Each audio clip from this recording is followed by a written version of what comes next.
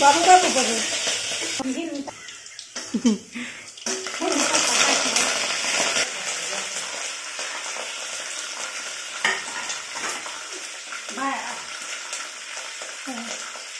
कढीपत्ता टाकून घेतलेला आता हे टमाटर टाकून घ्यायचं बारीक कापलेलं.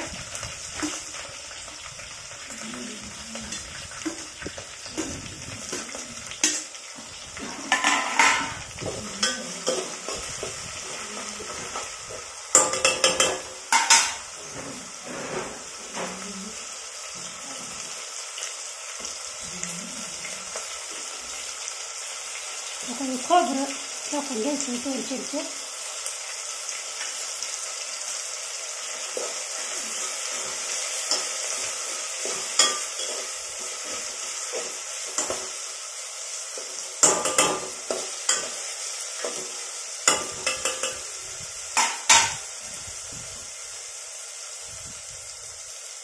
चवीपुरतं मीठ.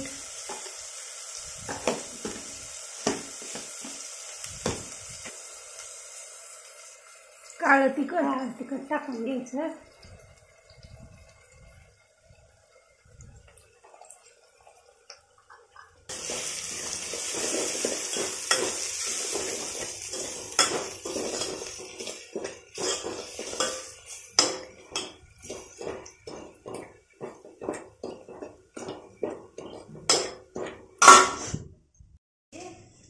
सोयाबीनची सांडगी टाकायची.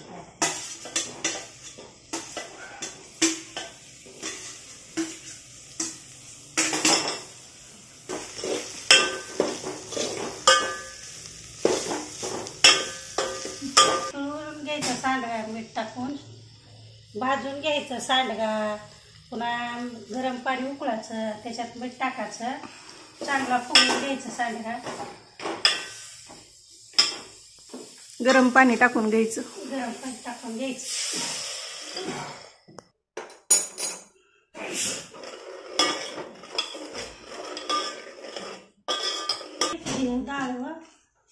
डाळव्याचं पीठ आहे 1-2 चमचे डाळव्याचं पीठ आहे. त्यात गरम पाणी टाकून घेतलंय. आपण याच्यात शेंगदाण्याचं कूट टाकणार नाहू त्यामुळं मिळून येण्यासाठी भाजी हे डाळव्याचं पीठ गरम पाण्यात घालून ते मिक्स केले भाजीमध्ये जेणेकरून घट्टपणा येतो भाजीला.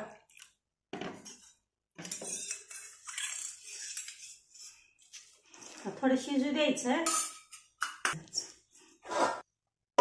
झाकणाला टाकायचं ह्याच्यात थोडं टाकायचं चवी.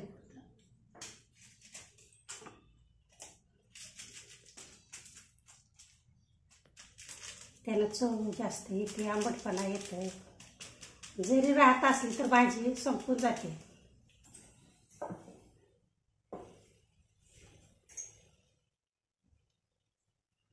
आपली झणझणीत अशी सोयाबीनच्या सांडग्याची भाजी तुम्ही बघू शकता किती अशी तिखट जाळ झाली आहे. ही इंद्रायणी तांदळाच्या भातासोबत खायला खूप टेस्टी लागते बघा आणि गरम गरम भाकरीसोबत.